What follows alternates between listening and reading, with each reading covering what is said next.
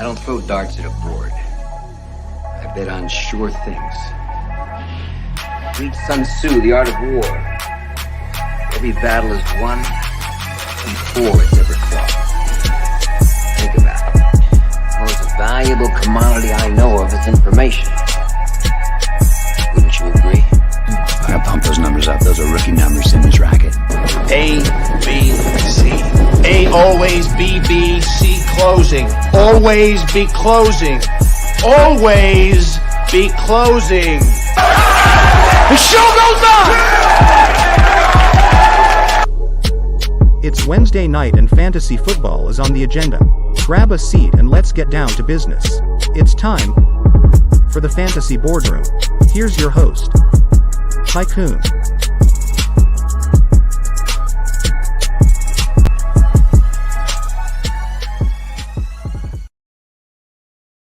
And welcome to the Fantasy Boardroom. This meeting is called The Session. I am your host, your fantasy CEO, Tycoon.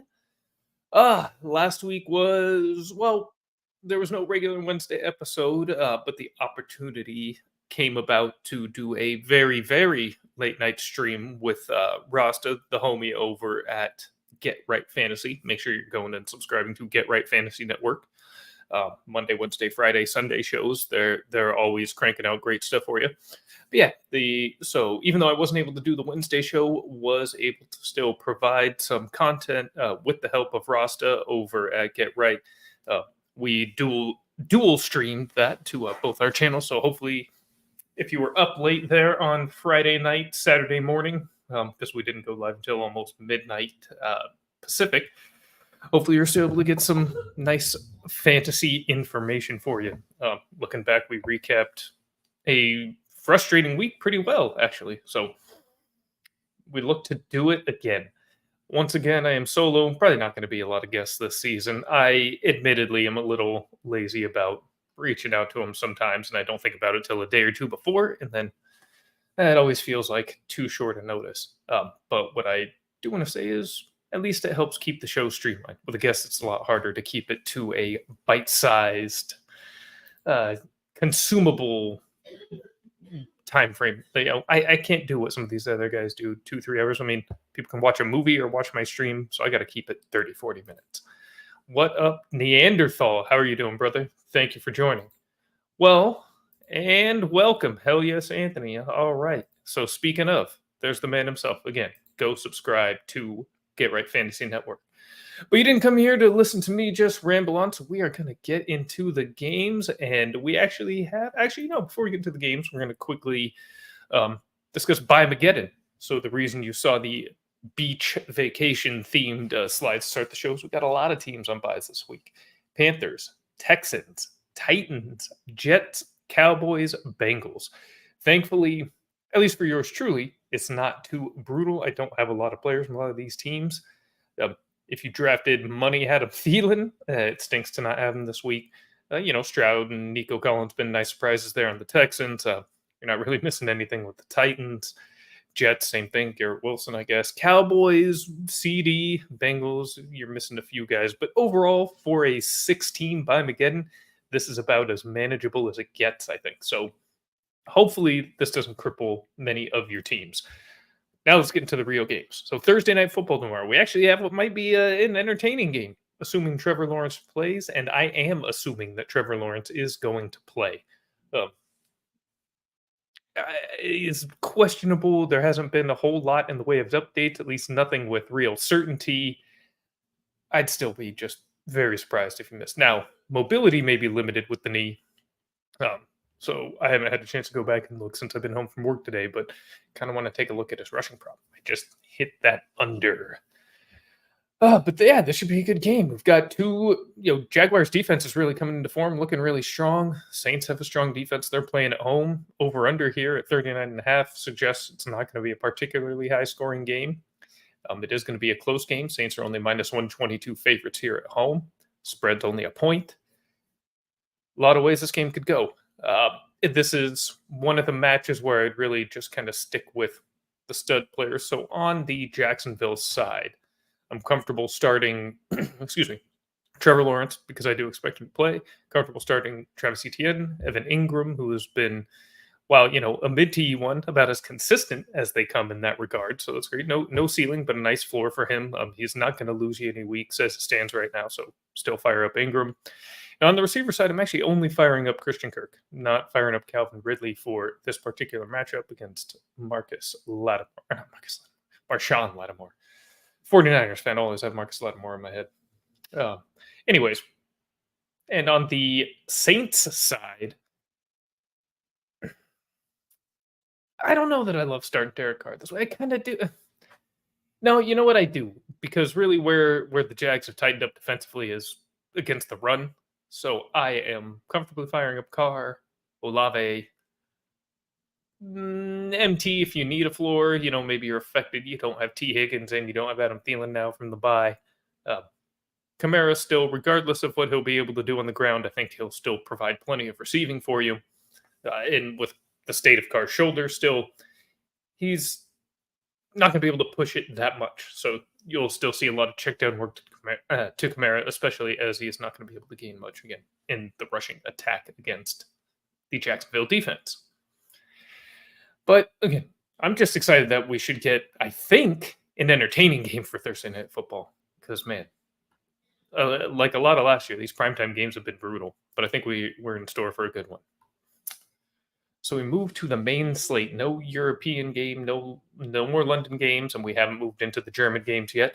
So we travel to Tampa Bay, where the Bucks host. Oh no, I'm in the wrong banner here. My apologies. I pulled up the wrong one. Where the Bucks host the Falcons. The Buccaneers are minus 135 favorites. Falcons plus 114 underdogs on the road. Over under 38.5. Another game that is not expected to be particularly high scoring. Only a 2.5 point spread there for the home team. And it's, again, kind of a usual suspects type of week. I'd say start Bijan, obviously. And start Kyle Pitts.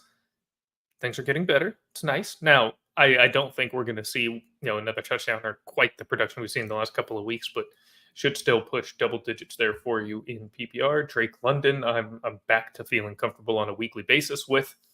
And then the receivers are really all I'm interested in on the Tampa Bay side. So Mike Evans, Chris Godwin, yes. Go ahead and sit the QBs. No use for Ritter or Baker this week. And you can also go ahead and sit Rashad White against this Falcons front. They have been very stingy against the run. And frankly, Rashad just hasn't looked that good. Kind of a bummer because he's getting the volume. This is the workhorse level that you want for a fantasy back, but doing nothing with it, regrettably. And in this game, though, I do like a Bijan at 62.5 over his rushing yards. I think after losing in a high volume passing effort for the Falcons last week, Arthur Smith is going to go back to his roots, pound that rock. Bijan will get his 63 yards with little trouble. And that's where we stand with Falcons and Bucks. So now we move to the banner that I incorrectly pulled up a moment ago, and that is the Lions at the Baltimore Ravens. Ravens are minus 166 favorites, here at home as they host the Lions, who look great. And the Lions are, plus 140 underdogs on the road. So the over-under is 42. We can get a little more scoring here in this one, and the spread is 3 points, the typical home line that the home favorite will get. So with that, go ahead and start Amon-Ra St. Brown. Again, obvious weekly play. You can start Sam Laporta. Now, see, I actually think these odds make sense. I do think the Ravens are going to come away with the win in this game, despite how strong Detroit has looked so far. And I know the Ravens have seemed a little up and down. I think the record shows how good they are, even though on a week-to-week basis, especially on the fantasy side, it doesn't seem so fruitful, but they're a very strong team. I do anticipate the Ravens walk away with this victory and put in a strong defensive performance against the Lions here, defend home field. And so also start St. Brown, start Laporta. Again, Laporta's a weekly tight end start at this point. No reason to ever bench him unless he really falls off a cliff. And then on the Ravens side, just Lamar and just Mark Andrews. You can sit Jared Goff this week. I know he looked great last week. I know he finally had a great road game. This is a different road game in Baltimore. I am not optimistic for his fantasy output. Sit Craig Reynolds, I feel, and you can sit all of the Ravens wide receivers. And Reynolds, especially if Gibbs plays. And if Gibbs plays, I don't know. I'm not excited about the running attack in this particular matchup for Detroit. And on that note about Jared Goff, I do expect this to be a bit of a struggle for him this week. So under 241 and a half passing yards. I think we're going to see a lot of running from both teams. And it's not going to be particularly efficient or productive running, but it's going to kill a lot of clock. I don't think this is going to be a very pretty game. This is going to be kind of an ugly game. I kind of like the under on that 42. I know they're good offenses, but they're good defenses too. I think that's going to show up here in Baltimore. I think it's going to be a grinded out kind of game. Now we move to a freaking gross game. Only because the Bills are just such heavy favorites, but the Bills are road favorites at minus 410, prohibitive favorites, Patriots 3 plus 320 home underdogs, over under of 41 and a half, spread at 9 points favoring the Buffalo Bills. Easy start for Allen, easy start for Stephon Diggs. I would even start James Cook in this matchup. I would not start Gabe Davis unless he's a guy that if you roster him, really, you pretty much have to commit to playing him every week to get the booms or never really play him. I'm kind of on the never really play him train anyway, so I wouldn't play him. And you can start or sit every Patriot, really. I talked about this with Anthony last week. He mentioned he hates saying, just the bench everybody on this team, start everybody on this team. He likes to give the names, spell it out. But the thing is, when it comes to the Patriots, there are no names that are significant for fantasy except for Ramondre Stevenson, who that is the one guy you probably will need to play. But really, I don't even feel great about that. But yeah, he'll probably get his receiving work. I don't know. The Pats are just so terrible. Yeah. You have to start Ramondre with the state of running backs and 6 teams on bye, but that's the only Patriot. No receivers, no Mac, no Hunter Henry, just Ramondre Stevenson.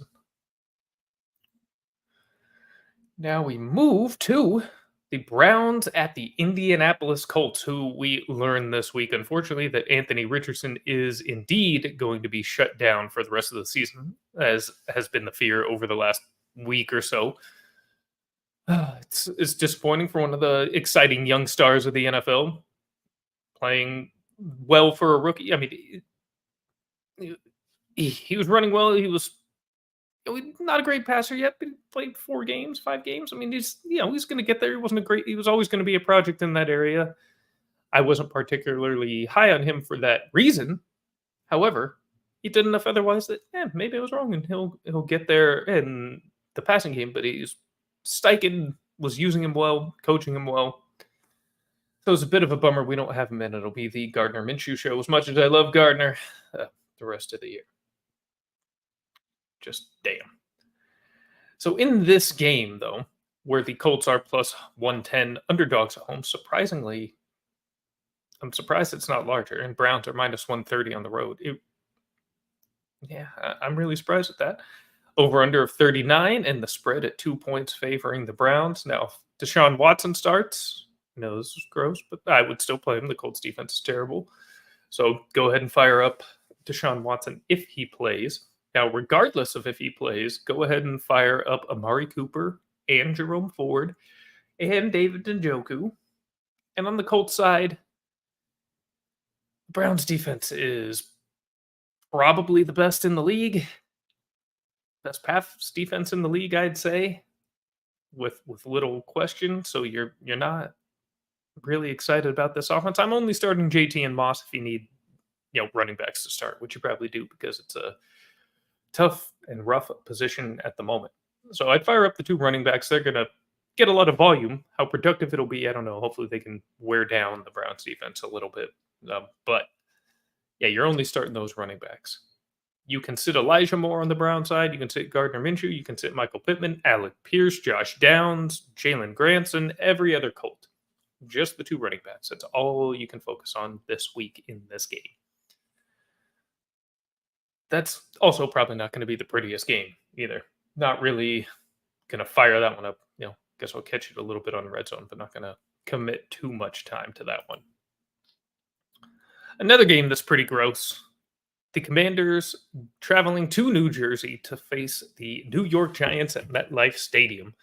Giants are plus 105 underdogs at home. The Commanders minus 125 road favorites. Over under of 39.5. We haven't even seen a total that's over 42. This is a third one at 39 so far. Gross. And Commanders minus 2 on the spread. So far all expected to be close and low scoring games. Fantastic. We're going to repeat of Sunday Night Football, I guess. Thankfully, though, in this game, it's funny that the total's at 39.5 because it's battle of two bad offenses and two bad defenses. Something's got to give, right? And I like to think that some of the individual offensive talent will shine. I'm probably going to lean towards the over in this game. But I haven't made that determination yet. That said, for fantasy purposes, I would start Sam Howell this week. No, crazy, but I would. Brian Robinson, yes, running backs against the Giants, of course. And Terry McLaurin, who owns the New York Giants in his career. And they're getting cooked through the air this year, so feel free to fire up Terry. I think Howell and Terry connect on a couple of nice deep balls, and just in general, I think he'll be the main focus for Sam Howell this weekend. And on the Giants side, mainly focused on the two high-end skill players, and they are Saquon Barkley and Darren Waller. I will fire them up. Waller slowly improving over the last couple of weeks. A little more usage. Playing with Tyrod, I don't think really negatively affects him. So whether it's Jones or Taylor, doesn't matter. Fire up Waller there in a tight end position. I would not start. So meaning I would sit Antonio Gibson, I would sit Jahan Dotson, and I would sit Tyrod Taylor. No reason to be starting up backup QBs or really underutilized skill players. I think I'm going to put the Browns in my truck parlay. What do you think, Tycoon? Truck parlay? You're gonna have to explain that one, or just in your parlay. So putting the Browns in your parlay, I like it.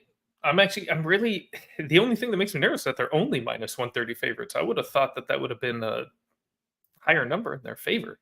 I mean, this really shouldn't be that close of a. Oh yeah, this has actually shifted a lot since last night. Now minus 148 on the Browns. That actually makes me feel a little more comfortable. A lot of money coming in there on the Browns. So, yeah, Browns. I mean, I love the Browns in the spot, even if Walker starts. Browns all day. So, I don't know how much I want to put them in a parlay, but yeah, I don't know if I'd love them in a parlay. But you kind of have to, I guess, with that juice. Keep it minimal. Don't make it too much of. If it's only a 2 or 3 leg parlay, I like that. If you're trying to go for anything larger, lottery ticket type, I wouldn't. And in this game that we were just discussing, Commanders and Giants, I actually like the Giants to win. So that plus 105 money line looking nice and juicy. And in fact, it has shifted even more. Plus 124 to the Giants. Okay, so even better payout. Love it, love it, love it. Give it to me at plus 124 Giants money line. Yes. We already did Falcons Buccaneers. Ugh. Another gross-ass game. And an even lower total. So we have the Raiders traveling to Chicago to face the Justin Fields-less Bears. Tyler Bagent will be starting at quarterback for the Monsters of the Midway. You can't make it up in Chicago, man. Over-under is only 37.5 points. I believe is absolutely disgusting. And also, the Raiders aren't going to have Jimmy Garoppolo in all likelihood. Probably Brian Hoyer, if not Brian Hoyer, or Aiden O'Connell. Just nasty. Why? This is just what an ugly, horrible, no good game. Over under 37.5. Raiders are 3-point favorites. I actually love that as well. The Raiders' defense is not really that bad. Max Crosby's going to be in this kid's face all day. Oh my god! So I don't care if it's O'Connell or Hoyer starting. For betting purposes, I hope it's Hoyer. I feel more comfortable there. Less ceiling, but less likely to make a mistake that's going to cost the team a game, and what's probably going to be close-ish. But yeah, give me the Raiders there. As far as who to start and sit, there are only 2 startable players in this entire game. I think. Possibly 3. clearly, Josh Jacobs, Devontae Adams. You start them no matter what. Again, QB proof. Who cares? You start them. You can sit Tyler Bagent. I can't believe I even have to say that, man. You can sit Brian Hoyer or Aiden O'Connell, whoever's playing. Sit Jacoby Myers. I do think he is not QB proof. That's going to be a little bit of trouble for him playing with the backup. Didn't really do anything after Jimmy left the game on Sunday. And I've been waffling on DJ Moore. Part of me wants to say obvious sit with Bagent starting at quarterback, but the more and more I think about it and listening, reading some other fantasy minds of the ones I respect, manufactured touches could very much be in store for DJ Moore this week. Several screens, maybe a jet sweep or two. So most likely you don't have somebody better to play over him anyway. So I'm going to actually switch him to a start. If you're rostering him, you probably are in a position where you need to play him. Rather, you don't have a better option. DJ Moore, manufactured touch machine here on Sunday against the Raiders. That's what I'm anticipating. Can do a 3-team this week. All right. So, yeah, I'd be comfortable with the Browns in that then. Yeah, as part of a 3-teamer money line. I think that, well, nothing safe in betting, but I think that's a strong play. Now we're getting into the 1 p.m. slate. This will be fun to see what the crowd looks like on television. The Pittsburgh Steelers travel to Los Angeles to face the Los Angeles Rams, where the Rams are minus 162 favorites at home. The Steelers are plus 136 road dogs. Over under a 43.5. I think that's the highest we have so far. Yes, points. And the spread is 3 points in favor of the Rams. The reason I'm curious about how this is going to look on TV is really, I know a lot of Steelers fans. I live in Southern California. I'm not in Los Angeles. I'm in Orange County, but I know a lot of Steelers fans, like nearly as many as I know Rams fans. And the only reason I know more Rams fans is because of some of the fantasy folks that I've met through Scott Fishbowl and some other things here locally. But yeah, pretty damn close. Steelers represent. There's a lot of transplants and just Steeler fans out here. They love the Steelers out in Southern California. They're more popular than the Chargers, I'll tell you that. So, for this game though, 43.5 points. We'll get some points. Yes. You can start Jaylen Warren. You can start Deontay Johnson in his return. I would fire up Deontay. You can start Cooper Kupp. You can start Puka Nacua. I am going to sit the quarterbacks, though. No Pickett, no Stafford. No George Pickens for me. No Najee Harris for me. Just Warren and Deontay. And just the top 2 receivers there on the other. Steelers defense isn't that great, but they can force turnovers. They can force Stafford into some mistakes. So I am a little concerned. And the pass rush is there. So I'm a little concerned about potential turnovers for Stafford, dinging him up a bit in terms of his fantasy score. With Deontay's return, I'm less interested in Pickens. He'll get 3 or 4 catches, but he's got to make one of them a big play, or it's going to be a lackluster day, especially if he doesn't score, which it's the Steelers. Probably not going to be a score. Deontay will pick up where he left off, I think. He'll get 7 to 9 targets, make 6 to 8 catches, and yeah, it'll probably only be for 70-something yards, but in PPR, it'll be nice. Jaylen Warren, just with his receiving usage, that's really what I'm looking at here. And then Kupp and Puka are just every week starters right now. So there's no reason to bench them at all. Now, here's a game with some intrigue. Now, not in terms of what's really going to happen. The Cardinals are prohibitive the Seahawks are prohibitive minus 360 favorites at home, hosting the Arizona Cardinals in this Battle of the Birds. The spread is 7.5, and the over-under is set at 45. So now we're again at the highest scoring total of the week. Yes, 2 in a row, highest scoring. Beautiful, beautiful, beautiful. I love it so much. I love points.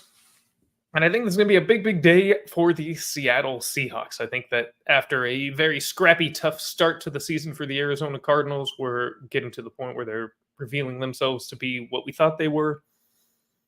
Probably still a little bit better than we thought, but they're just not good. The roster is not set up to win football games. Josh Jobs is a nice story. Root for the rocket scientist.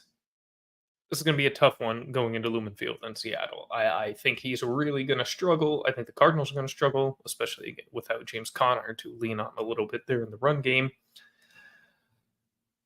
The Seahawks are a sieve through the air, though. Oh, they didn't concede so much against the Bengals, but before that, just getting shredded through the air and by top receivers. And I do think Marquise Brown will take advantage of that. It won't lead to too much for Josh Dobbs on the whole compared to other quarterbacks, but Brown himself should eat.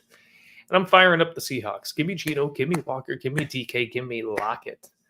Sit Dobbs, sit Keontae Ingram, Amari DeMarcado, who you should have already dropped again if you picked him up. Zach Ertz can sit, JSN can sit. No interest in any of them this week. I do love Geno to exceed his passing yards over 251.5 passing yards. Should not be any issue here against the Cardinals. I expect both Lockett and DK to have very nice days. Probably both catch a nice deep ball from Geno. And Dobbs under 221.5 passing yards. While I have noted that the Seahawks have conceded a lot through the air up until last week, this is just not the environment that Dobbs is going to have a high probability of succeeding in. 222 passing yards could be a challenge to reach. And finally, I love the Seahawks minus 7.5 in this game. I know it's a division game and they can be close, but Seahawks are going to be looking for a strong rebound performance after losing to the Bengals at home, especially just with their red zone failings. They're going to be looking to put up touchdowns.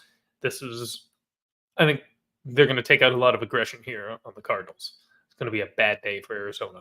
Sorry, Cardinals fans.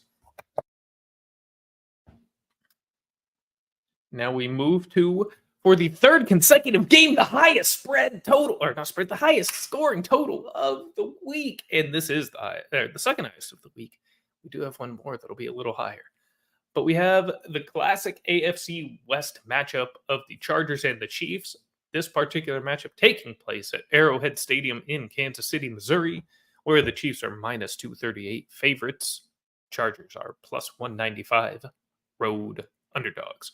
Over under 48.5 points, and the spread is set at 5.5 points in favor of the Chiefs.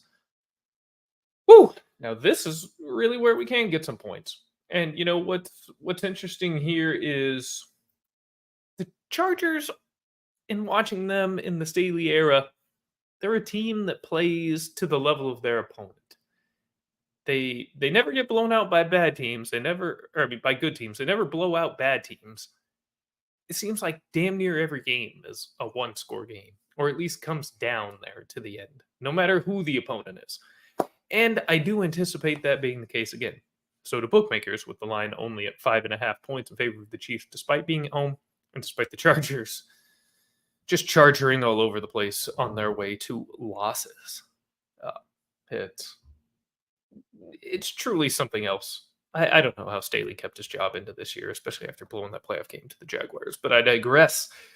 Starts and sits in this one.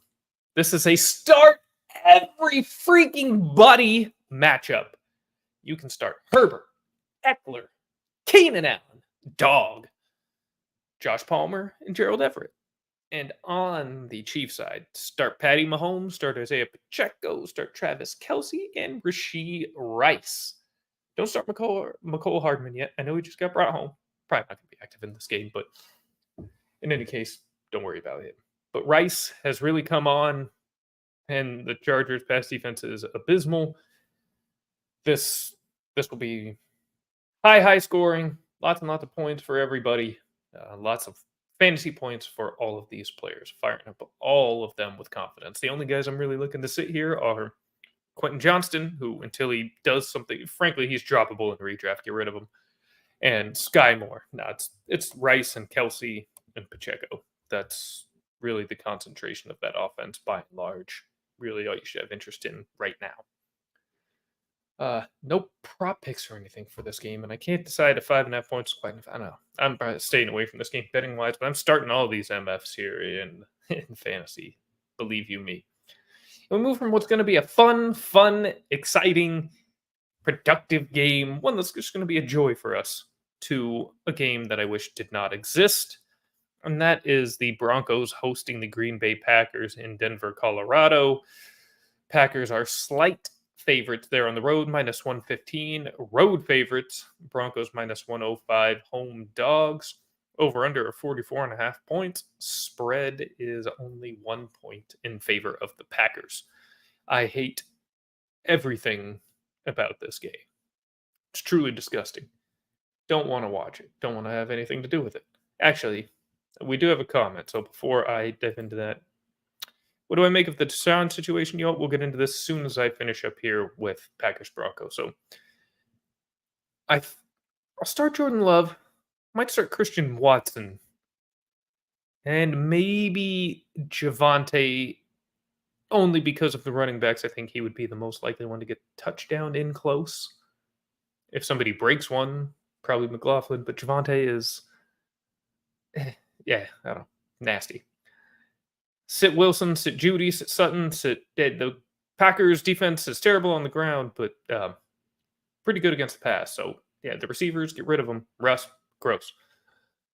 AJ Dillon, nope. Romeo Dubs, nope. Luke Musgrave, nope. I can't believe this total's at 44.5. Someone here is going to pop that I'm not expecting, and frankly, I'm okay missing it because then I don't really have to pay attention here. I don't even know what to say about this one. So yeah, I guess if you have Watson, go for it. If you have Love and Superflex, go for it. Javonte, if you're desperate, forget everybody else. Want no part of it. So FFCs and S, what do I make of the Deshaun situation? Not many reports and the vibes have been off. Completely agree that the vibes have been off. It's very frustrating as somebody who is a Deshaun Watson bag holder right now. It's weird. It's really weird. I don't know what else to say about it. We're getting conflicting reports. Some saying, it's going to be a pain tolerance thing, some not. Essentially, the thing I'm clinging to the most is Deshaun himself saying it's not really about the pain, but about being physically able to do what he needs to do. Like, talking about timing, velocity, just make the throws he needs to make to play the position. He doesn't want to put his team in a bad position by being out there playing not capably. How much of that is BS? Who knows? That said, it tells me it's probably somewhere along the lines of 50-50 this week. Pardon me, before, honestly, I thought he was just kind of ducking the Niners, trying to get an extra week out of it after the bye. But now I wonder if it could be another week or two before we see Watson back. So frankly, it's nothing you can really do. Just make sure if you are rostering Watson in one QB, don't get rid of him, don't drop him, but make sure you already have to have been because you haven't had him available the last 3 weeks. So yeah, just make sure you have a replacement available, but don't drop Deshaun. Their schedule is nice for the rest of the season. He gets back in, he'll be in good shape. I'm still optimistic about the rest of the season for Deshaun Watson. Now we move to the freaking game of the week, baby. Finally, talking about good primetime games. Sunday Night Football. Oh, baby. We've got the Dolphins traveling to the Link in Philadelphia to take on the Eagles. The Eagles are minus 125 home favorites. The Dolphins are plus 105 road underdogs, over under a 52. Now that is the highest on the slate. That will not be topped. And the spread is 2 points in favor of the home team, the home birds. They're going to be wearing their throwback Kelly Greens. Seen a lot of Dolphins fans pushing for the Dolphins throwbacks. God, would that be just so beautiful on screen, man. If we could see those two throwbacks together, please. Stephen Ross, owner, Miami Dolphins, please make it happen. I know you won't. I'm a Dolphins fan that I've worked with previously. Jordan, he noted tonight, they've never worn them on the road. And also the current logo for the Dolphins is kind of Ross's baby. So he doesn't want too much nostalgia for the throwbacks. Let's put it that way. So we won't get it, but good Lord, would it be amazing. I really wish that could happen.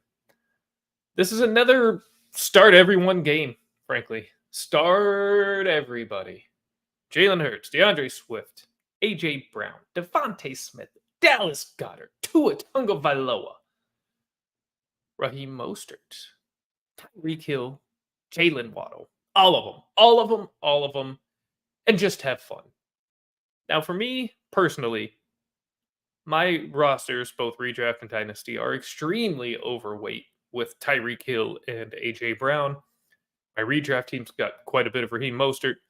I am, and I've got Swift everywhere too. Oh my God, yeah, this is huge for me personally. I'm gonna be locked into this. This is, this is going to. I'm not going to know anything about any of my matchups until after Sunday Night Football this week. It's going to be kind of frustrating. I'm going to be down by 50 in every single matchup, and have a realistic shot at least to come back.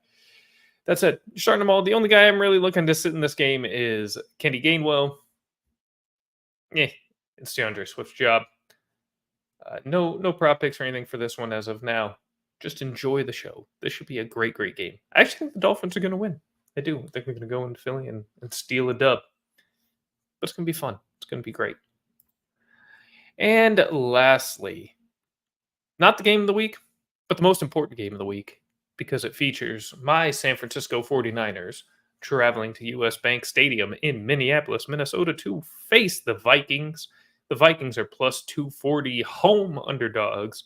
49ers minus 298 prohibitive road favorites. Over under of 44 points, and the Niners are 6.5 point favorites on the spread.